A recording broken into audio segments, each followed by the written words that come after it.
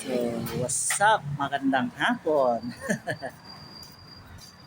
Yun, inabot tayo guys. Natsambahan tayo ng tusok sa interior ng tricycle. Ayan.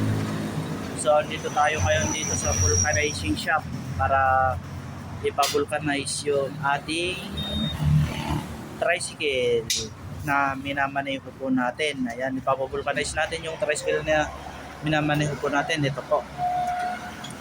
Yan o. Yan yung tricycle mga idol. Yan, ongoing na po na binobulcanize para maayos na po yung butas at tuloy-tuloy na ulit po yung biyahe. Ayan o. Binobulcanize na po ni Sir yung ating gulong ng tricycle. Ayan. Ito yung interior mga idol. Ayan. Ongoing na po. So yan. Kita-kits na lang po tayo sa daan mga idol at ride safe po kayong lahat. Ingat. God bless.